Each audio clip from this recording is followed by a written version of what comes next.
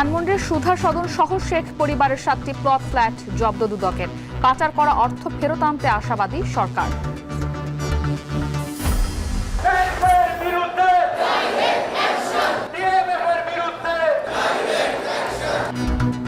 পাঁচ দফা দাবিতে সারা দেশে ইন্টার্ন চিকিৎসকদের কমপ্লিট শাটডাউন। আউটডোরে সেবা বন্ধ থাকায় রোগীদের ভোগান্তি।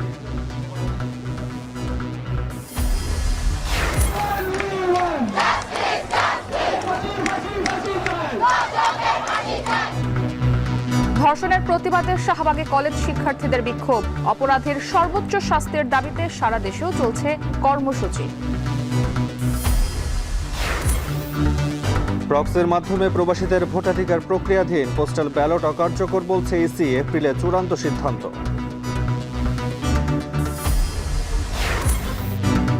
এবং কাগজ কিনে 400 কোটি টাকার কমিশন বাণিজ্যের সংবাদ সত্য নয়। সংবাদ সম্মেলনে পাঠ্যপুস্তক বোর্ডের চেয়ারম্যান।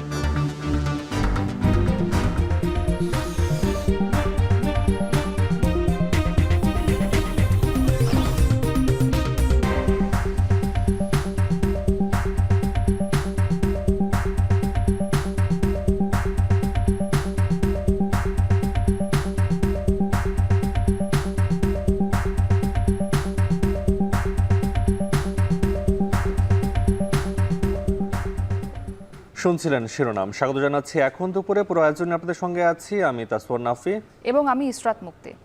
শেখ হাসিনার ধানমন্ডির সুধা সদন, গুলশানের টিউলিপ সিদ্দিকের ফ্ল্যাট ও সেগুন বাগিচায় শেখ রেহানার ফ্ল্যাট সহ শেখ পরিবারের 7টি প্লট ফ্ল্যাট জব্দ করেছে দুদক। 5 আগস্ট পতিত আওয়ামী লীগ সরকারের পতনের পর থেকেই সামনে আসছে শেখ হাসিনা ও তার পরিবারের বিভিন্ন দুর্নীতির খবর। এর আগে যুক্তরাষ্ট্র, যুক্তরাজ্য ও কেমান দ্বীপপুঞ্জ সহ মোট 7 দেশের শেখ হাসিনা ও তার পরিবারের বিপুল পরিমাণ সম্পদের সন্ধান পেয়েছে অন্তর্বর্তী সরকার। 124 ব্যাংক অ্যাকাউন্টে শেখ পরিবারের 635 কোটি টাকা ও 19,680 কোটি টাকার শেয়ার অবরুদ্ধ করা হয়েছে।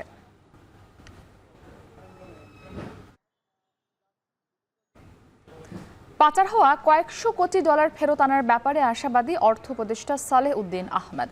মঙ্গলবার সকালে সচিবালয়ে ক্রয় সংক্রান্ত কমিটির বৈঠক শেষে এ কথা বলেন তিনি। পরে প্রধান উপদেষ্টার অর্থ মন্ত্রণালয় সংক্রান্ত বিশেষ সহকারী ডক্টর আনিসুজ্জামান চৌধুরী সাংবাদিকদের সাথে মতবিনিময় শেষে বলেন, পাচার করা অর্থ ফেরত আনা সম্ভব, এজন্য সঠিক আইন প্রয়োজন। সব অঙ্ক টাকা আনতে তাদের আইডেন্টিফাই করে বিভিন্ন দেশে আছে। এইখানে কতগুলো আপনার আইনি পদক্ষেপ আছে, আবার সেই আইনগুলো আবার বৈদেশিক বিদেশের সাথে জড়িত। আমরা চেষ্টা করছি ইমিডিয়েটলি যেটি পারি, কতগুলো সেন্সিটিভ কেস করা হয়েছে অন্যগুলোরও আমরা চেষ্টা করছি যে যত তাড়াতাড়ি অ্যাটলিস্ট প্রসেসটা শুরু করি, কিছুটা ইন্ডিকেশন কিছু আসো। আপনি ধরলে তো আনতে পারবেন না, এটা কতগুলো প্রসিজিয়ার আছে আন্তর্জাতিক। আমাদের এখন এই অর্থ আনার জন্য আরেকটা লিগেল প্রসিজিয়ার আছে, এগুলি আমরা মিউচুয়াল লিগেল অ্যাসিস্ট্যান্স এগুলি আমরা ড্রাফটিং হচ্ছে। ইন্টার্ন চিকিৎসক এবং মেডিকেল কলেজের শিক্ষার্থীদের কর্মসূচিতে উত্তাল দেশের সরকারি বেসরকারি মেডিকেল কলেজ। ডাক্তার পদবি ব্যবহার সংক্রান্ত রিটের রায় ঘোষণার আগেই 5 দফা দাবিতে এই কর্মসূচি পালন করছেন তারা। দাবি মানা না হলে কঠোর কর্মসূচির হুঁশিয়ারি দিয়েছেন বিক্ষুব্ধরা। এদিকে ইন্টার্ন চিকিৎসকদের কর্মসূচির কারণে বন্ধ রয়েছে হাসপাতালের আউটডোর সেবা। এতে ব্যাহত হচ্ছে হাসপাতালগুলোর চিকিৎসা কার্যক্রম। বিস্তারিত প্রতিবেদনে। চট্টগ্রাম মেডিকেল কলেজ হাসপাতালের আউটডোরের সামনের চিত্র। ইন্টার্ন চিকিৎসক ও মেডিকেল শিক্ষার্থীদের 5 দফা দাবির কর্মসূচিকে কেন্দ্র করে ব্যাহত হচ্ছে হাসপাতালের চিকিৎসা সেবা। পায়ে ব্যান্ডেজ আর মুখে রাজ্যের অসহায়ত্ব নিয়ে বসে আছেন নগরীর 2 নম্বর গেট এলাকার জেবুন্নেসা। হঠাৎ পড়ে গিয়ে পায়ে গুরুতর আঘাত পাওয়ায় দ্রুত চিকিৎসক দেখিয়ে অপারেশনের প্রয়োজন হলেও বন্ধ আউটডোর সেবা। তবুও চিকিৎসকের আশায় গুনছেন অপেক্ষার প্রহর। একইভাবে আগুনে পোড়া স্ত্রীকে নিয়ে চিকিৎসকের অপেক্ষায় আছেন সীতাকুণ্ডের বাবুল দাস। শুধু চট্টগ্রাম নয়, খুলনা, রাজশাহী, সিলেট ও কুমিল্লা সহ দেশের সরকারি বেসরকারি বিভিন্ন হাসপাতালের চিত্র অনেকটাই অভিন্ন। হাসপাতালের আউটডোর সেবা বন্ধ থাকায় বিপাকে দূর দূরান্ত থেকে আসা রোগী ও স্বজনরা। প্রয়োজনীয় চিকিৎসা সেবা না পাওয়ার অভিযোগ তাদের। মূলত ডাক্তার পদবি ব্যবহার সংক্রান্ত রিটের রায় ঘোষণার তারিখ সামনে রেখে উত্তাল দেশের সরকারি বেসরকারি মেডিকেল কলেজ। কর্মবিরতি ও ক্লাস পরীক্ষা বর্জন করে সকাল থেকে বিভিন্ন ব্যানার ফেস্টুন নিয়ে মানববন্ধন ও বিক্ষোভ কর্মসূচি পালন করছেন ইন্টার্ন চিকিৎসক ও শিক্ষার্থীরা। কর্মসূচিতে অংশ নিয়ে সহমত জানিয়েছেন বিভিন্ন মেডিকেল কলেজ হাসপাতালের চিকিৎসকরাও। পূর্ব ঘোষিত 5 দফা দাবি আদায় না হলে হাসপাতালে কমপ্লিট শাটডাউন সহ কঠোর কর্মসূচির হুঁশিয়ারি দিয়েছেন আন্দোলনকারীরা। এ অবস্থায় চিকিৎসা সেবায় দীর্ঘ দুর্ভোগের আশঙ্কায় সাধারণ মানুষ। সাবিত সারওয়ার, এখন। রাজশাহী মেডিকেল কলেজ হাসপাতালে ইন্টার্ন চিকিৎসকদের কর্মবিরতিতে চরম ভোগান্তি পোহাচ্ছেন রোগীরা। সেখানে আছে সহকর্মী রাকিবুল হাসান, যুক্ত হচ্ছে তার সঙ্গে। রাকিব, হাসপাতালে রোগীরা সঠিকভাবে সেবা পাচ্ছেন কিনা, এছাড়া ব্যক্তিগত চেম্বারে চিকিৎসকরা কি রোগী দেখছেন কিনা জানাবেন। নাফি, আজকে কয়েকদিন থেকে আসলে ইন্টার্ন চিকিৎসকরা কমপ্লিট শাটডাউনে আছে, অর্থাৎ রাজশাহী মেডিকেল কলেজ হাসপাতালে তাদের কোনো ধরনের সেবা কার্যক্রমে তারা যুক্ত ছিলেন না। আজকে বেলা 11টার সময় তারা আবারও একটি বিক্ষোভ মিছিল করেছে রাজশাহী মেডিকেল কলেজের সামনে এবং তারপরে সেখান থেকে রাজশাহী মেডিকেল কলেজ হাসপাতালের বহির্বিভাগের সামনে, এবং তারপরে তারা সংবাদ সম্মেলন করে যে ঘোষণাটি দিয়েছেন, তারা যে কমপ্লিট শাটডাউনটি চালাচ্ছিলেন সেটি অব্যাহত রাখবেন এবং একই সাথে রাজশাহী মেডিকেল কলেজ হাসপাতালে বহির্বিভাগের কোনো ধরনের চিকিৎসা আসলে হবে না। এর পাশাপাশি রাজশাহী মেডিকেল কলেজের যে শিক্ষার্থীরা তারা একত্রতা ঘোষণা করেছেন এবং একই সাথে যারা কলেজের অধ্যক্ষ বা প্রফেসর তারাও কিন্তু এটির সাথে একমত ঘোষণা করে তাদের যে প্রাইভেট প্র্যাকটিস সেটিও আসলে বন্ধ করেছে। সুতরাং চতুর্মুখী সমস্যায় কিন্তু আসলে যারা চিকিৎসা নিতে আসছেন রোগীরা, তারা কিন্তু এই ভুক্তভোগী হচ্ছেন। এবং আমরা এখন রাজশাহী মেডিকেল কলেজ হাসপাতালের সামনে থেকে দেখার চেষ্টা করেছি যে অনেক রোগী তারা কিন্তু আসলে যারা রিলিজে এসেছেন, বের হয়ে যাচ্ছেন, তারা বলছেন যে আসলে ভেতরে ইন্টার্ন চিকিৎসকরা কোনোভাবেই আসলে চিকিৎসার সঙ্গে নেই। সেক্ষেত্রে হাসপাতাল কর্তৃপক্ষ মিড লেভেলের চিকিৎসক এবং রেজিস্ট্রার যারা আছেন তারা চিকিৎসা দিচ্ছেন এবং সেভাবে কিন্তু তাদেরকে চিকিৎসা সেবা দেওয়া হচ্ছে। অন্যথায় এক্ষেত্রে যেই সমস্যাটির আসলে সম্মুখীন হয় রোগীরা, একজন রোগী ভর্তি হওয়ার পরে কিন্তু প্রথমে আসলে ইন্টার্ন চিকিৎসকরাই তাদের যে যাবতীয় রেকর্ড সেগুলো কিন্তু আসলে মিড লেভেল চিকিৎসক পর্যন্ত আসলে করে দেন এবং সেখানে আসলে করতে এখন বাধার সম্মুখীন হচ্ছেন এবং এই ক্ষেত্রে রোগীর যে চাপ, রোগীদেরকে দীর্ঘক্ষণ অপেক্ষা করতে হচ্ছে ভেতরে এবং অনেক সময় কিন্তু তাদেরকে চিকিৎসা না পেয়েই দীর্ঘক্ষণ থাকতে হচ্ছে ওয়ার্ডে এবং এই পর্যায়ে আসলে চিকিৎসক যারা আছেন, ইন্টার্ন চিকিৎসক, তারা বলছেন তাদের যে 5 দফা দাবি, সেই দাবি আদায় না হওয়া পর্যন্ত তারা তাদের এই কর্মসূচি অব্যাহত রাখবেন এবং আগামীকালকে যে রায় আছে রিটের বিরুদ্ধে সেটিও যদি ঠিক মতো তাদের অনুকূলে না আসে তাহলে কিন্তু আরো কঠোর আন্দোলনে যাবে। তো এখন পর্যন্ত আমরা যেটি দেখছি যে এর ফলে রোগীরা আসলে ভোগান্তিতে পড়েছে। তো রাজশাহী মেডিকেল থেকে এই ছিল আমার কাছে সর্বশেষ খবর। নাফি। রাজশাহী মেডিকেল কলেজ হাসপাতালে ইন্টার্ন চিকিৎসকদের কর্মবিরতির খবর জানাতে যুক্ত ছিলেন সহকর্মী রাকিবুল হাসান। এবার অন্য খবর। ধর্ষণের প্রতিবাদ ও দোষীদের সর্বোচ্চ শাস্তির দাবিতে শাহবাগে বিক্ষোভ করেছে রাজধানীর বিভিন্ন কলেজের শিক্ষার্থীরা। সেখানে আছেন আমাদের সহকর্মী নাজমুস সাকিব। আমরা বিস্তারিত জানতে যুক্ত হয়েছি তার সাথে। সাকিব, কিছুক্ষণ আগেও তো বিক্ষোভকারীরা সড়ক অবরোধ করেছিলেন শাহবাগে, এখন সেখানে কি অবস্থা দেখছেন? অবরোধ কি এখনো আছে কিনা, এবং যদি থাকে তাহলে এই কর্মসূচি তারা কতক্ষণ আসলে পালন করবেন? আপনি জানেন যে গত কিছুদিন যাবতীয় কিন্তু ধর্ষণের কর্মকাণ্ডের প্রতিবাদে এবং নারী নিপীড়নের প্রতিবাদে তারা কিন্তু মাঠে নেমেছেন। আজকে কিন্তু প্রায় 30টা কলেজের শিক্ষার্থী তারা কিন্তু শাহবাগে অবস্থান নিয়েছেন এবং সকাল 11:30টার পরপরই এই শিক্ষার্থীরা অবস্থান নিয়েছেন শাহবাগের জাদুঘরের সামনে। জানাতে চাই যে ঠিক ঘণ্টাখানেক আগে, অর্থাৎ 1:30 আগে, 1:15 দিকে তারা কিন্তু শাহবাগ অবরোধ করেছিলেন শিক্ষার্থীরা। প্রায় সব মিলে 20 থেকে 25 মিনিট তারা শাহবাগ অবরোধ করে রাখেন। তখন একেবারে শাহবাগ ধরে যেই 4 থেকে 6টি রাস্তা রয়েছে সবগুলো সড়ক কিন্তু একেবারে বন্ধ হয়ে পড়ে। আমরা শিক্ষার্থীদের সঙ্গে কথা বলেছিলাম, তারা যেটা জানাচ্ছেন যে শিশু বগুড়াতে যে ধর্ষণের শিকার হয়েছিলেন তার আসলে বিচার তারা এখনো সেইভাবে দেখতে পাচ্ছেন না। পাশাপাশি এর পরপর কক্সবাজারে আরও একজন নারী ধর্ষণের অভিযোগ করেছেন সেই বিচারও কিন্তু তারা তেমনভাবে দেখতে পাচ্ছেন না। ফলে তারা যেটা বলছেন যে নারীরা আসলে সড়কে নামার ক্ষেত্রে কিংবা বাসার বাইরে যাওয়ার ক্ষেত্রে যে অনিরাপত্তায় ভুগছে সেটা যাতে এই বাংলাদেশে না ঘটে তার জন্য তারা কিন্তু আহ্বান করেছেন এবং স্বরাষ্ট্র মন্ত্রণালয়কে তারা আহ্বান করেছেন এই ধরনের যারা কর্মকাণ্ড করছে তাদেরকে আইনের আওতায় দ্রুত আনার জন্য। এবং তারা বরাবরই বলছেন যে ধর্ষকের শাস্তি যদি মৃত্যুদণ্ড করা যায় তাহলে দৃষ্টান্তমূলক শাস্তি হিসেবে হয়ে থাকবে এবং আগামীতে এই ধরনের কর্মকাণ্ড কেউ করতে সাহস পাবে না বলে তারা মনে করছেন। কিছুক্ষণ আগেই আমরা দেখতে পেয়েছি যে ঢাকা কলেজের শিক্ষার্থী, সোহরাওয়ার্দী কলেজ, পাশাপাশি সিটি কলেজ সহ প্রায় 30টি কলেজের শিক্ষার্থীরা তারা কিন্তু ভাগে ভাগে মিছিল নিয়ে এসেছেন এবং 11:30টার পর ক্রমাগত এই শিক্ষার্থীদের সংখ্যা কিন্তু বেড়েছে। এখন পর্যন্ত বলাই যায় প্রায় কয়েকশো শিক্ষার্থী তারা কিন্তু এই যে জাদুঘরের সামনে অবস্থান নিয়েছেন। শিক্ষার্থীরা অনেকে জাদুঘরের সামনে বসে বসে স্লোগান দিচ্ছেন, কেউ দাঁড়িয়ে স্লোগান দিচ্ছেন।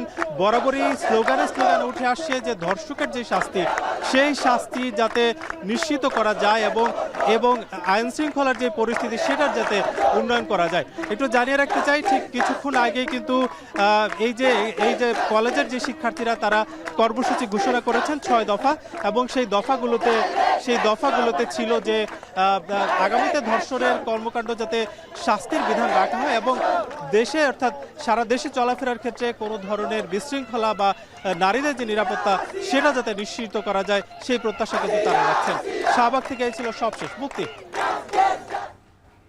রাজধানীর শাহবাগ থেকে যুক্ত ছিলেন সহকর্মী নাজমুস সাকিব। এদিকে সারা দেশে চলমান নারী নির্যাতনের প্রতিবাদ ও শিশু ধর্ষণে জড়িতদের সর্বোচ্চ শাস্তি নিশ্চিতে আজও বিভিন্ন স্থানে নিপীড়ন বিরোধী বিক্ষোভ অনুষ্ঠিত হয়েছে। দাবি আদায় শিক্ষার্থীদের পাশাপাশি এতে অংশ নেন বিভিন্ন শ্রেণী পেশার মানুষ। মঙ্গলবার দুপুরে আন্দোলনে নামেন রাজশাহী বিশ্ববিদ্যালয়ের শিক্ষার্থীরা। তৃতীয় দিনের মতো আন্দোলনের অংশ হিসেবে প্রতীকী ফাঁসি কার্যকর কর্মসূচি পালন করেন তারা। এ সময় একজন ধর্ষককে ঝুলিয়ে রাখা হয়। এই কর্মসূচি থেকে ধর্ষকের দ্রুত বিচার ও নারী নিরাপত্তা নিশ্চিতের দাবি জানান শিক্ষার্থীরা। নিপীড়ন বিরোধী আন্দোলনের অংশ হিসেবে ময়মনসিংহে টাউন হল মোড়ে বিক্ষোভ করেন বিভিন্ন প্রতিষ্ঠানের শিক্ষার্থীরা। এ সময় তারা নিপীড়ন বিরোধী বিভিন্ন স্লোগান দিতে থাকেন। একই দাবিতে সকাল থেকে মাগুরাতেও সোচ্চার ছিলেন শিক্ষার্থীরা। সকাল থেকেই চিফ জুডিশিয়াল ম্যাজিস্ট্রেট কোর্টের সামনের সড়কে অবস্থান নিয়ে ধর্ষকের শাস্তির দাবি জানান বিক্ষুব্ধরা। এদিকে নোয়াখালীতে বিক্ষোভ মিছিল ও সমাবেশ করেছে খুন, ধর্ষণ ও নিপীড়ন বিরোধী শিক্ষার্থীরা। যে ডাক্তারের ভুল চিকিৎসায় রোগীর মৃত্যু হয়েছে বা সে এই কাজ করেছে, এসব আসলে আমাদের আসলে না জানার কারণে হয়। আমরা আসলে জানি না আসলে কে ডাক্তার, আসলে কে ডাক্তার না। মেডিকেল শিক্ষার্থীরা আছে তারা সবাই যাচ্ছে যে এমবিবিএস এবং বিডিএস ছাড়া কেউই ডাক্তার পদে ব্যবহার করতে পারবে না। ভুয়া ডাক্তারের বিরুদ্ধে আমরা আমাদের ছাত্র, শিক্ষক এবং সাধারণ রোগী যারা আছে তাদেরকে সচেতন করে তোলে আজকে আমাদের আন্দোলনের প্রধান লক্ষ্য। কালকে 12 তারিখে একটি রায় ঘোষণার সময় কিন্তু আমরা ষড়যন্ত্রের আভাস পাচ্ছি। রায় দেওয়ার আগ পর্যন্ত আমরা আমাদের কর্মসূচিটা চলমান রাখবো এবং এরপরও যদি আমাদের পক্ষে রায় না আসে আমরা আরো হার্ডলাইনে যাওয়ার জন্য আমরা প্রস্তুত আছি। গাজীপুরে বকেয়া বেতন ভাতা ও ঈদ বোনাসের দাবিতে সড়ক অবরোধ করে বিক্ষোভ করেছে BHIS অ্যাপারেলস লিমিটেডের শ্রমিকরা। পুলিশ ও প্রশাসনের হস্তক্ষেপে 4 ঘন্টা পর সড়ক থেকে অবরোধ তুলে নিলে যান চলাচল স্বাভাবিক হয়। তবে শ্রমিক অসন্তোষের জেরে 10টি কারখানায় সাময়িক ছুটি ঘোষণা করা হয়েছে।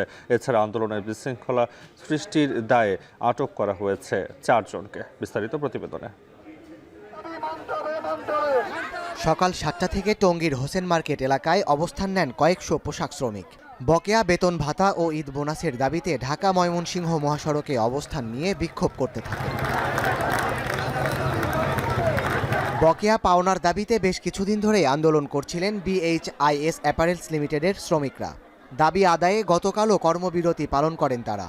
এরপর সকালে কারখানার মূল ফটকে অনির্দিষ্টকালের ছুটির নোটিশ দেখতে পেয়ে শ্রমিকরা ক্ষুব্ধ হয়ে মহাসড়ক অবরোধ করেন। এতটি শ্রমিক আছে, এই শ্রমিককে কেন টাকা দেওয়া হবে না? মালিক আজকে কেন নোটিশ দিয়ে আপনার এই ফ্যাক্টরি বন্ধ করলো?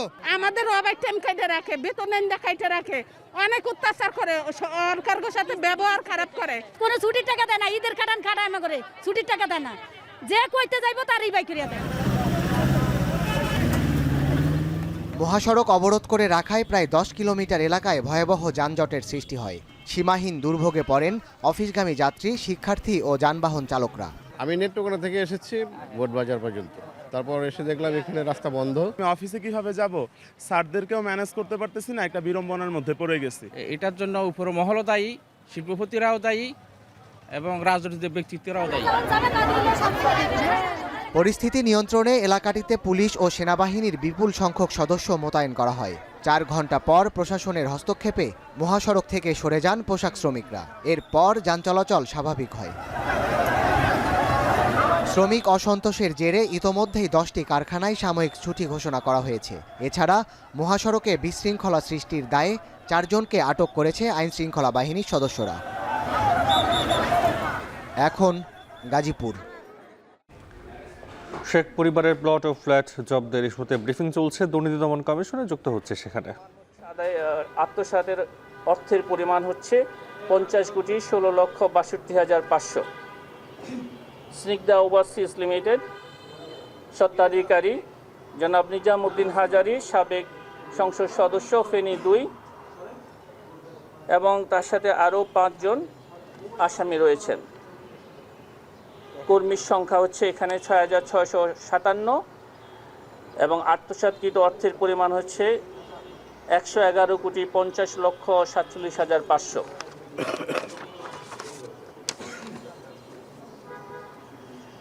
বিনিময় ইন্টারন্যাশনাল স্বত্বাধিকারী জনাব আব্দুস সুবহান ভূঁইয়া, 14 গ্রাম উপজেলা চেয়ারম্যান, এবং তার স্ত্রী তাসলিমা আক্তার। কর্মীর সংখ্যা হচ্ছে এখানে 5,458 এবং অতিরিক্ত অর্থের পরিমাণ হচ্ছে আত্মসাতের পরিমাণ হচ্ছে এখানে 91,42,15,000। 5M ইন্টারন্যাশনাল লিমিটেড স্বত্বাধিকারী লেফটেন্যান্ট জেনারেল অবসরপ্রাপ্ত মাসুদ উদ্দিন চৌধুরী, সাবেক সংসদ সদস্য, ফেনী 3, এবং অন্যান্য 4 জন। কর্মীর সংখ্যা এখানে 7,124, টাকার পরিমাণ 119,32,70,000। Messrs unique stern private limited জনাব মোহাম্মদ নূর আলী, নাসির উদ্দিন আহমেদ, জনাব খন্দকার শওকত হোসেন সহ 5 জন। টাকার কর্মী। শেখ পরিবারের বিরুদ্ধে দুর্নীতির অভিযোগের বিষয়ে ব্রিফিং চলছে দুদক কার্যালয়ে, আমরা তখন যুক্ত ছিলাম সেখানে।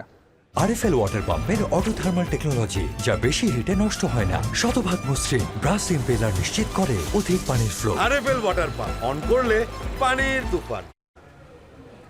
বিগত নির্বাচনগুলোতে 1 কোটিরও বেশি প্রবাসী ভোটার ভোট দিতে পারেননি।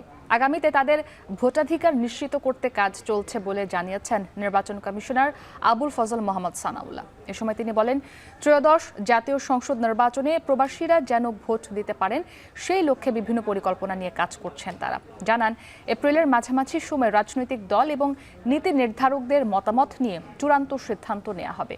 মিয়া আমিরুল জানাবেন বিস্তারিত।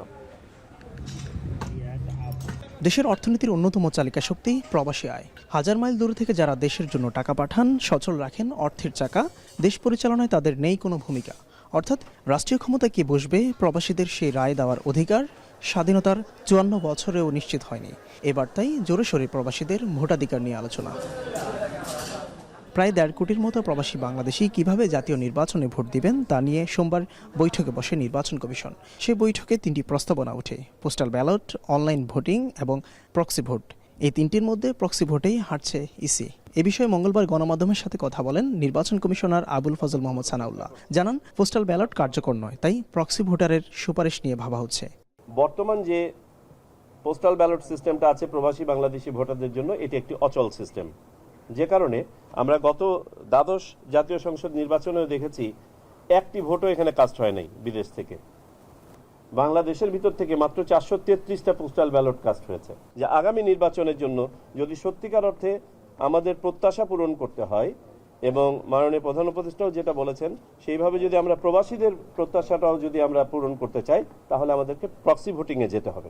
তিনি বলেন, প্রক্সি ভোটিং সিস্টেমে বিশ্বস্ত প্রতিনিধির মাধ্যমে প্রবাসীদের ভোট দেওয়ার যে প্রস্তাবনা এসেছে তা রাজনৈতিক দল ও নীতি নির্ধারকদের সাথে এপ্রিলেই চূড়ান্ত করা হবে। ওয়ার্কশপের মাধ্যমে আমরা যেটা ডেভেলপ করতে চাই সেটা হচ্ছে একটা সিস্টেম আর্কিটেকচার। এই যে 3টা পদ্ধতি সাজেস্ট করা হলো, এই 3টা পদ্ধতির 3টা আর্কিটেকচার ডেভেলপ করা, এই আর্কিটেকচারটা ডেভেলপ হয়ে গেলে আশা করছি যে 7-8 এপ্রিলের এক সপ্তাহের মধ্যে সেটা ডেভেলপ হয়ে যাবে। তারপরে আমরা বিভিন্ন স্টেক হোল্ডারের সাথে এটা নিয়ে আলোচনায় বসতে চাই, রাজনৈতিক দলসমূহ এবং অপরাপর স্টেক হোল্ডার। সেইখানে যদি আমরা সর্বসম্মতভাবে এইটাকে দেখি যে এটা গ্রহণযোগ্য হচ্ছে, তখন আমরা সিস্টেম ডেভেলপমেন্টে যাব। আগামী নির্বাচনে প্রবাসী অবস্থানরত ভোটাররা যেন ভোট দিতে পারে সেই লক্ষ্যে একগুচ্ছ পরিকল্পনা নিয়ে এগোচ্ছে কমিশন। নির্বাচন কমিশন সর্বতভাবে চেষ্টা করছে যে প্রবাসী বাংলাদেশিদেরকে ভোটের আওতায় নিয়ে আসতে, যারা আজ পর্যন্ত সেরকম কার্যকরীভাবে ভোটের আওতায় আসেননি। বর্তমানে 9টি দেশে ভোটার নিবন্ধনের কাজ করছে নির্বাচন কমিশন। কমিশনার সানাউল্লাহ জানান, আগামীতে 34 দেশের অবস্থানরত প্রবাসীরা বিদেশের মাটিতে বসেই ভোটার হবেন এবং ভোটও দিতে পারবেন। মিয়া আমিরুল, এখন, ঢাকা। গণঅভ্যুত্থানের বিরুদ্ধ শক্তি একটি ছদ্ম যুদ্ধ চালাচ্ছে বলে মন্তব্য করেছেন অন্তর্বর্তী সরকারের তথ্য ও সম্প্রচার উপদেষ্টা মোহাম্মদ মাহফুজ আলম। সোমবার মধ্যরাতে নিজের ভেরিফাইড ফেসবুকে দেয়া এক পোস্টে মাহফুজ আলম এই মন্তব্য করেন। মাহফুজ আলম তার পোস্টে লিখেছেন, রোববার প্রধান উপদেষ্টার সভাপতিত্বে পর্যালোচনা সভায় নারী ও শিশুর বিরুদ্ধে নিপীড়ন, সহিংসতা নিরোধে ব্যবস্থা গ্রহণ, নিষিদ্ধ সংগঠনের কার্যক্রমের বিরুদ্ধে কঠোর অবস্থান গ্রহণ ও সার্বিক আইনশৃঙ্খলা পরিস্থিতির উন্নতি নিয়ে আলোচনা হয়েছে। গণঅভ্যুত্থানে পরাজিত একটি শক্তিশালী জোটের বিরুদ্ধে অন্তর্বর্তী সরকার যুদ্ধ লড়ছে বলে মন্তব্য করেন মাহফুজ আলম। এই সরকারের আমলে এই দেশকে গড়ে তোলার সুযোগ ও সক্ষমতা তৈরি হয়েছে বলেই ভিনদেশ থেকে সরকার পরিবর্তনের প্রেসক্রিপশন আসছে, কিন্তু নির্বাচন যথাসময় হবে এবং জুলাই সনদের ভিত্তিতে এই দেশে নির্বাচনের আগেই রাষ্ট্র সংস্কারের দৃশ্যমান অগ্রগতি ঘটবে। এছাড়া খুনি, ধর্ষক ও লুটেরাদেরও বিচার হবে। মহান মুক্তিযুদ্ধে অসাধারণ অবদানের জন্য শহীদ প্রেসিডেন্ট জিয়াউর রহমানকে স্বাধীনতা পুরস্কার ফিরিয়ে দিয়েছে অন্তর্বর্তী সরকার। মন্ত্রিপরিষদ বিভাগের প্রেস বিজ্ঞপ্তিতে বিষয়টি জানানো হয়। বিজ্ঞপ্তিতে বলা হয়, শহীদ প্রেসিডেন্ট জিয়াউর রহমানকে 2003 সালে দেয়া স্বাধীনতা পুরস্কার 2016 সালে বাতিল করে সরকার। সুপ্রিম কোর্টের রায়ে স্বাধীনতা পুরস্কার বাতিলের কোনো নির্দেশনা না থাকায় তাকে পুরস্কারটি ফিরিয়ে দেওয়া হয়।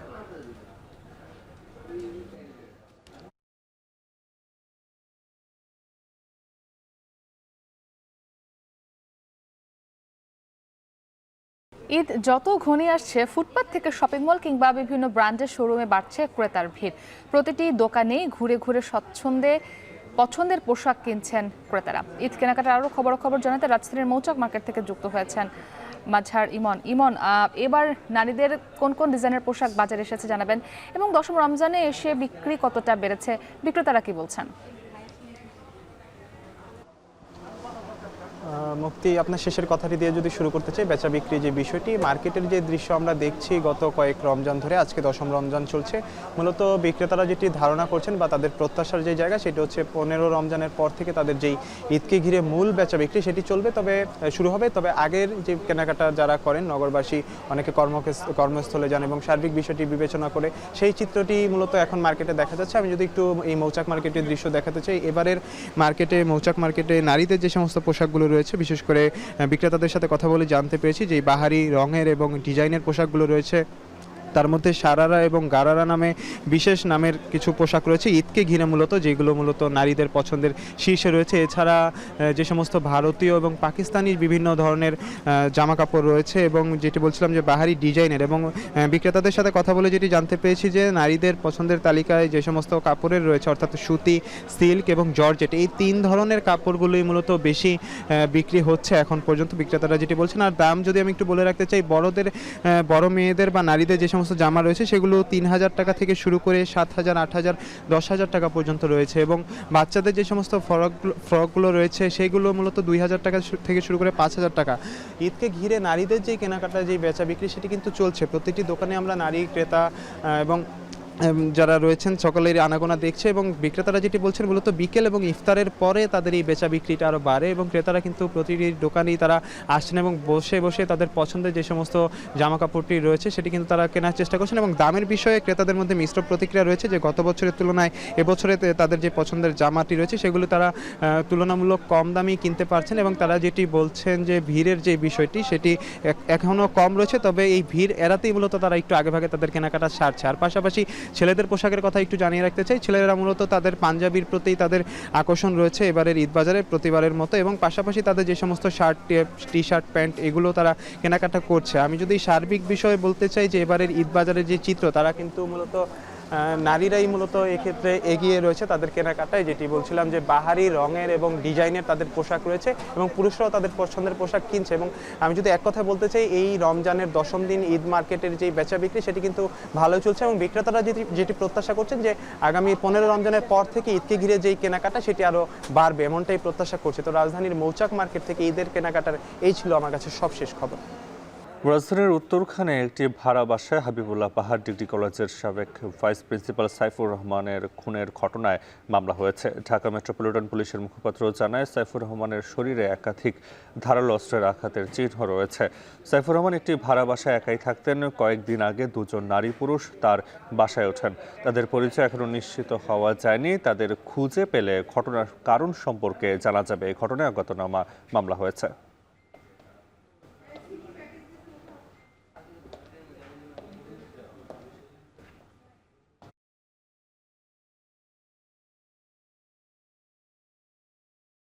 উত্তরখান থানা এলাকায় হাবিবুল্লাহ বাহার কলেজের সাবেক অধ্যক্ষ, তিনি ওখানে তার বাসায় কিছু অজ্ঞাতনামা লোকের হাতে আঘাতপ্রাপ্ত হন। পরবর্তীতে তাকে হাসপাতালে নিয়ে যাওয়া হলে সেখানে মৃত ঘোষণা করা হয়।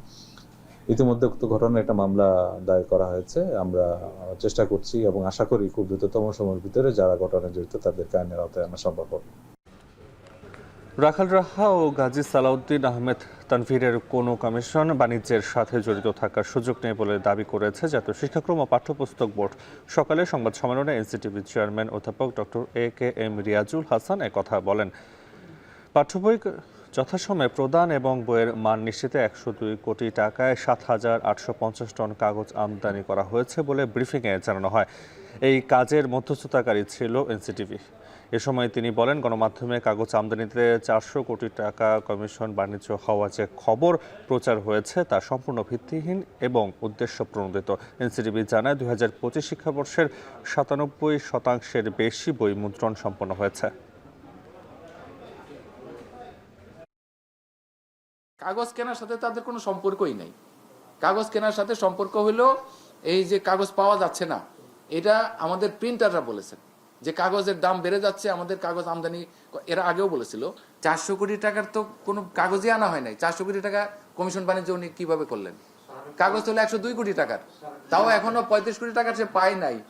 তারপরে 5 কোটি টাকা আর্ট কার্ড বাকি আছে এখনো। চলতি বছর আলুর উৎপাদন ভালো হওয়ায় বাজারে কমেছে দাম। তবে আশানুরূপ দাম না পাওয়ায় হিমাগারে আলু সংরক্ষণে ভিড় বেড়েছে কৃষকের। গেল কয়েকদিন ধরে হিমাগারের সামনে দীর্ঘ লাইনে দাঁড়িয়েও জায়গার অভাবে আলু সংরক্ষণ করতে পারছেন না ব্যবসায়ী ও চাষিরা। সহকর্মীদের তথ্য ও ছবিতে জানাবেন শামীমা রহমান শাম্মী। ঢাকা রংপুর মহাসড়কের পাশে বিসিএল কোল্ড স্টোরেজের সামনে গেল 3 দিন ধরে দীর্ঘ লাইনে দাঁড়িয়ে আছে শতাধিক ট্রাক। এবছর প্রতি কেজি আলু সংরক্ষণে 7 টাকা গুনতে হলেও হিমাগারে আলু রাখতে এমন উপচে পড়া ভিড়। একই চিত্র বগুড়ার 43টি হিমাগারের সামনে। বগুড়ায় এবার 53,000 হেক্টর জমিতে উৎপাদন হয়েছে প্রায় 14 লাখ টন আলু, অথচ জেলায় 43টি হিমাগারে ধারণ ক্ষমতা আছে মাত্র 3.5 লাখ টন। চলতি বছর আলুর উৎপাদন বেশি হয় বাজারে কমেছে দাম। বর্তমানে বাজারে প্রতি কেজি আলু বিক্রি হচ্ছে 15 থেকে 18 টাকায়। তাই দাম কম পেয়ে আলু সংরক্ষণে ঝুঁকছেন চাষিরা। রাস্তায় জ্যাম, 2 দিন ধরে পড়ে আছি, কি যে আলু রাখতে পারতেছি না, কি যে হবে। 8 তারিখে গাড়ি নিয়ে এসে রাস্তার উপরে আছি। এবছর আলু রাখার কোনো পরিবেশ নাই, সব গৃহস্থরা আলু ঢুকাচ্ছে। একই চিত্র শেরপুরের প্রতিটি হিমাগারের সামনে। চলতি বছর আলুর উৎপাদন ভালো হয় যেন কাল হয়ে দাঁড়িয়েছে কৃষকের কাছে। চাষিরা বলছেন, লক্ষ্যমাত্রার তুলনায় 1890 টন আলু বেশি উৎপাদন হয়েছে শুধুমাত্র এই জেলায়। অথচ এই জেলায় সরকারি 2টি হিমাগার ও বেসরকারি 1টি হিমাগার মিলিয়ে মাত্র 13,000 টন আলু সংরক্ষণের ব্যবস্থা রয়েছে, যেখানে সরকারি হিমাগারে প্রতি কেজি আলু সংরক্ষণে গুনতে হচ্ছে 6 টাকা 75 পয়সা, আর বেসরকারি কোল্ড স্টোরেজে খরচ হচ্ছে 5.81 টাকা। 4-5 দিন হয়ে গেছে, আমরা 1500 বস্তা আলু নিয়ে আসছি। তো এখানে এখনো প্রায় 200 গাড়ির মতো পিছনে আছি সিরিয়ালে। কোল্ড স্টোর থেকে বলতেছে মাল আর নামাল যাবো না, গাড়ি ঘুরাই নিয়ে যাবেন। এই অবস্থা আমরা গাড়িটা কেমনে ঘুরাই নিয়ে যাবো? গাড়ি বিভিন্ন লোকেরা বন্ধ করে দিচ্ছে। আমাদের গাড়ি আনলোড হচ্ছে না, বাহিরাগত কিছু লোক এসে সিন্ডিকেট করতেছে। নওগাঁতেও আলু সংরক্ষণে ভোগান্তিতে কৃষক ও ব্যবসায়ীরা। বাজারে দাম না পেয়ে কৃষক যখন জেলার 7টি হিমাগারে যাচ্ছেন, সেখানেও ধারণ ক্ষমতা না থাকায় ফিরে যেতে হচ্ছে তাদের। ফলন পেয়েছি আলুতে, সেই আলু আমরা বাজারে বিক্রি করতে যে সেই ন্যায্য মূল্য আমরা পাচ্ছি না। বড় বড় ব্যবসায়ীরা মাল কোল্ড স্টোরে বুকিং দিয়ে দিছে, দিয়ে মালগুলা ঢুকাচ্ছে, দিয়ে বুক করে ফেলে দিছে, অথচ কৃষক মানুষগুলা গাড়ি ঢুকাতে পারতেছে না। চলতি বছর নওগাঁ জেলায় 25,940 হেক্টর জমিতে আলুর আবাদ হয়েছে, যেখান থেকে উৎপাদন হয়েছে প্রায় 5 লাখ টন আলু। শামীমা রহমান শাম্মী, এখন।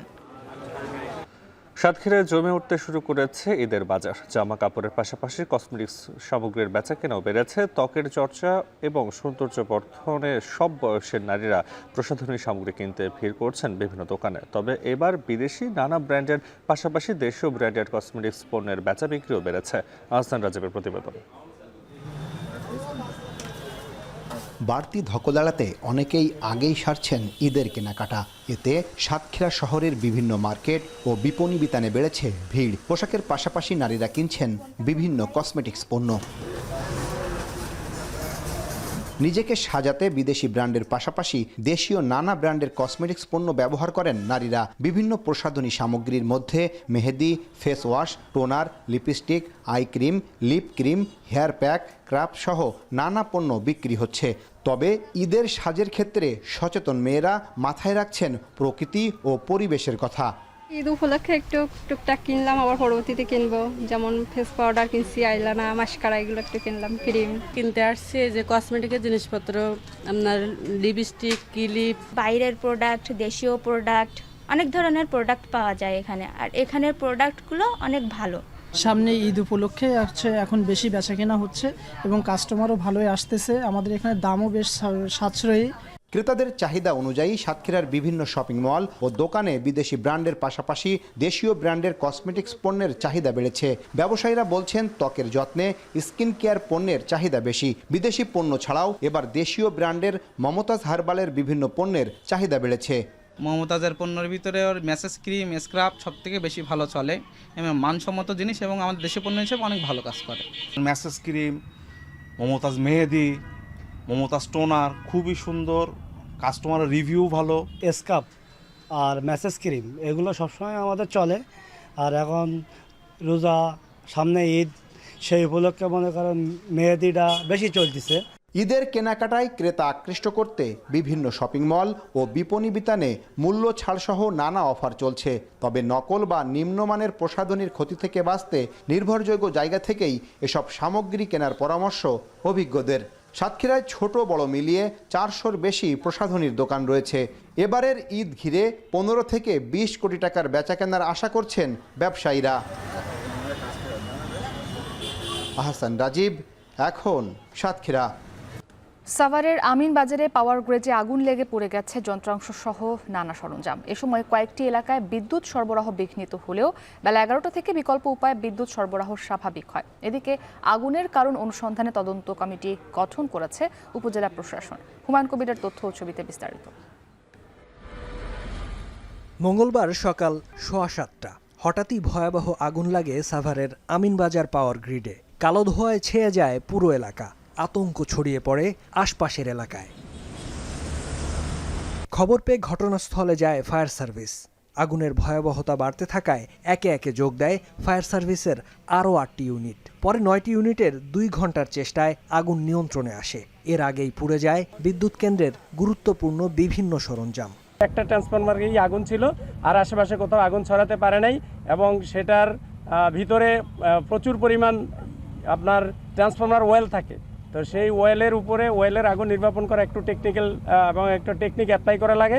আমরা পরবর্তীতে 9:15টার সময় আগুনটাকে আমরা নিয়ন্ত্রণে নিয়ে আসছি। আগুন লাগার কারণ ও ক্ষতির পরিমাণ জানতে 5 সদস্যের কমিটি গঠনের কথা জানিয়েছেন উপজেলা নির্বাহী কর্মকর্তা। ক্ষয়ক্ষতির পরিমাণ কী পরিমাণ হয়েছে সেটা তদন্ত কমিটি তাদের প্রতিবেদনে উল্লেখ করবে এবং আগুনের সূত্রপাত কীভাবে হয়েছে সেটাও তদন্ত কমিটি তাদের প্রতিবেদনের মাধ্যমে উল্লেখ করবে। এদিকে আগুন লাগার পর সাভার অঞ্চলের অধিকাংশ এলাকায় বিদ্যুৎ সরবরাহ বিঘ্নিত হলেও বেলা 11টা থেকে বিকল্প উপায়ে বিদ্যুৎ সরবরাহ স্বাভাবিক হয়। এখন সাভার অধিনায়ক হিসেবে কমপক্ষে 100 ম্যাচ জয়ীদের শতাংশের হিসেবে তৈরি তালিকায় সবার উপরে নাম রোহিত শর্মার। পেছনে ফেলেছেন Australian great Ricky Ponting, Steve ওয়া ও হ্যান্সি ক্রোনিয়েদের। তবে পরিসংখ্যান, অধিনায়কত্বের ধরন, কৌশল ও হার না মানা মনোভাব সবকিছু বিবেচনাতে এগিয়ে সাবেক অস্ট্রেলিয়ান ক্যাপ্টেন স্টিভ ওয়া। ফারহান ইহসানের প্রতিবেদন। নিজস্ব শৈলী, নেতৃত্বগুণ, কৌশল আর যথাযথ সিদ্ধান্ত নিতে পটু, এসব গুণাবলী একজন অধিনায়কের সহজাত বৈশিষ্ট্য। ক্রিকেট মাঠে একজন অধিনায়কের ভূমিকা অপরিসীম। গেল 1.5 দশকে তুলনা হতো কে সেরা অধিনায়ক, রিকি পন্টিং নাকি ধোনি। ধোনির ছিল আত্মবিশ্বাস ও সময় উপযোগী সিদ্ধান্ত নেবার সক্ষমতা। দলের সবার মাঝে তা সংক্রমিত হতো দারুণভাবে। অপরদিকে পন্টিং ছিলেন একজন আগ্রাসী ও কৌশলী নেতা। তার দৃষ্টিভঙ্গি ও প্রতিপক্ষের চেয়ে এগিয়ে থাকার মানসিকতা তাকে অন্য সবার থেকে করেছে আলাদা। তবে চ্যাম্পিয়ন্স ট্রফি জয়ের পর রোহিত শর্মা ছাড়িয়ে গেছেন সবাইকে। 142 ম্যাচে অধিনায়কত্ব করে রোহিত জয় পেয়েছেন 105 ম্যাচে, হার 33 ম্যাচে, জয়ের শতাংশ 73.94। ক্রিকেটে কমপক্ষে 100 ম্যাচ জাত অধিনায়কদের তালিকায় এটা সর্বোচ্চ। তালিকায় দ্বিতীয় স্থানে রিকি পন্টিং। 324 ম্যাচে জয়, 220 ম্যাচে পরাজয়, 77 ম্যাচে, জয়ের শতাংশ 67.90। 163 ম্যাচে অস্ট্রেলিয়াকে নেতৃত্ব দিয়ে 108 ম্যাচে জয় স্টিভ ওয়ার, হার 44 ম্যাচে, জয়ের শতাংশ 66.25। এই তালিকায় 4 নম্বরে সাবেক দক্ষিণ আফ্রিকান অধিনায়ক হ্যান্সি ক্রোনিয়ে। 191 ম্যাচে তার জয় 126 ম্যাচে। তালিকার 5-এ বিরাট কোহলি। অধিনায়ক হিসেবে 213 ম্যাচে 137 জয় তার। তালিকার 6 নম্বরে সাবেক উইন্ডিজ গ্রেট ক্লাইভ লয়েড। 158 ম্যাচে নেতৃত্ব দিয়ে ঠিক 100 ম্যাচে জয় পেয়েছেন তিনি, পরাজয় 30 ম্যাচে, জয়ের শতাংশ 63। তবে টেস্ট ও ওয়ানডে 2 ফরম্যাটে শুধু অধিনায়কত্বের বিবেচনায় সবার চেয়ে অনেক এগিয়ে স্টিভ ওয়া। তার ঠান্ডা মাথায় প্রতিপক্ষকে কাবু করার অসাধারণ ক্ষমতা, চাপের মুহূর্ত নার্ভ ধরে রাখার বৈশিষ্ট্য ছিল অসামান্য। 57 টেস্টে অস্ট্রেলিয়াকে নেতৃত্ব দিয়ে 41 জয়ের বিপরীতে মাত্র 7 পরাজয়, ড্র করেছেন 9 টেস্টে। তার জয়ের শতাংশ 71.92। অস্ট্রেলিয়াকে টানা 16 টেস্ট জয়ে নেতৃত্ব দিয়েছেন ওয়া। অপরদিকে ওয়ানডেতে 106 ম্যাচের নেতৃত্ব দিয়ে জয় 67 ম্যাচে, পরাজয় 35 ম্যাচে, জয়ের শতাংশ 65.23। 1999 বিশ্বকাপে অস্ট্রেলিয়াকে বিশ্বকাপ জেতানো অধিনায়ক সুপার 6-এ দক্ষিণ আফ্রিকার বিপক্ষে খেলেছিলেন 120 রানের ম্যাচ জেতানো ইনিংস, যা বিশ্বকাপে নকআউট পর্বের অন্যতম সেরা ইনিংস বলে বিবেচিত হয় আজও। ফারহান ইহসান, এখন। সাউথ এশিয়ান সিনিয়র অ্যাথলেটিক্স চ্যাম্পিয়নশিপকে সামনে রেখে 14 অ্যাথলেট নিয়ে ইতিমধ্যেই শুরু হয়েছে আবাসিক প্রশিক্ষণ ক্যাম্প। তবে ক্যাম্পে থাকা মানে ভারত সফর নিশ্চিত নয় বলে এখন টিভিকে জানিয়েছেন অ্যাথলেটিক্স ফেডারেশনের সাধারণ সম্পাদক শাহ আলম। ওয়াসিল হক পান্থ জানাচ্ছেন বিস্তারিত। গেল মাসে জাতীয় স্টেডিয়ামে অনুষ্ঠিত হয় 48তম জাতীয় অ্যাথলেটিক্স ফেডারেশনের নতুন কমিটি দায়িত্ব নেবার পর প্রথম প্রতিযোগিতা, আর সেখান থেকেই বাছাই করা হয়েছে 16 বছর পর মাঠে গড়ানোর অপেক্ষায় থাকা সাউথ এশিয়ান সিনিয়র অ্যাথলেটিক্স চ্যাম্পিয়নশিপের ক্যাম্পের 14 অ্যাথলেটকে। ক্যাম্পে সুযোগ পেয়ে নিবিড় অনুশীলনে নিজেদের প্রস্তুত করতে পারলেও নিশ্চিন্ত মনে থাকতে পারবেন না খেলোয়াড়রা, কারণ টুর্নামেন্টে যাবার আগে উন্মুক্ত ট্রায়ালের আয়োজন করবে ফেডারেশন, যেখানে ক্যাম্পের খেলোয়াড়দেরকে টেক্কা দিতে হবে এশিয়াডে 60 মিটারে স্বর্ণজয়ী ইমরানুর রহমান সহ বাকিদের সঙ্গে।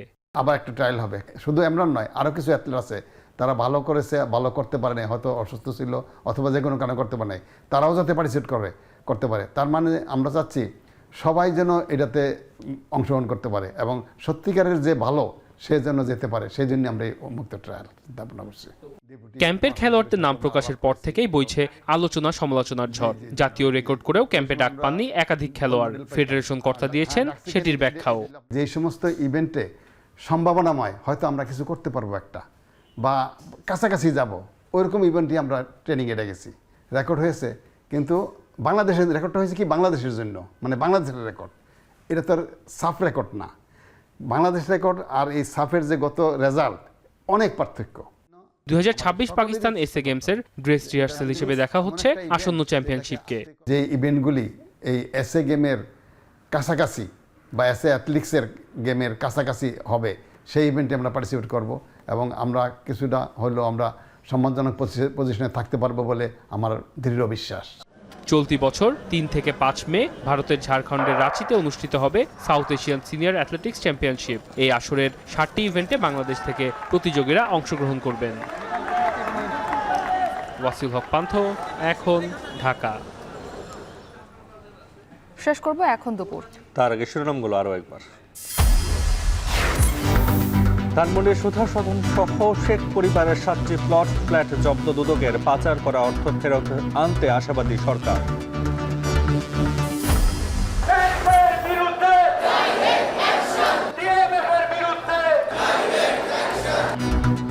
পাঁচ দফা দাবিতে সারা দেশে ইন্টার্ন চিকিৎসকদের কমপ্লিট শাটডাউন, আউটডোরের সেবা বন্ধ থাকায় রোগীদের ভোগান্তি।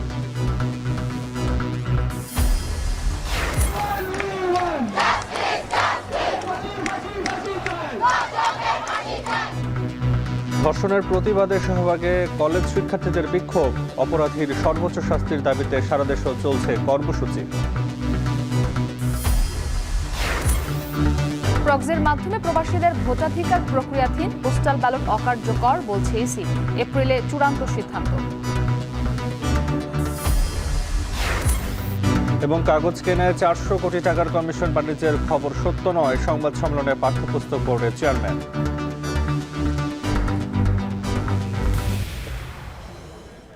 এই ছিল এখন দুপুরে। এখন টেলিভিশন ওয়েবসাইটে দেখতে ভিজিট করুন এখন.টিভি। এছাড়া ফেসবুকে দেখতে ভিজিট করুন facebook.com/tv.এখন এবং ইউটিউবে দেখতে ভিজিট করুন youtube.com/echontv।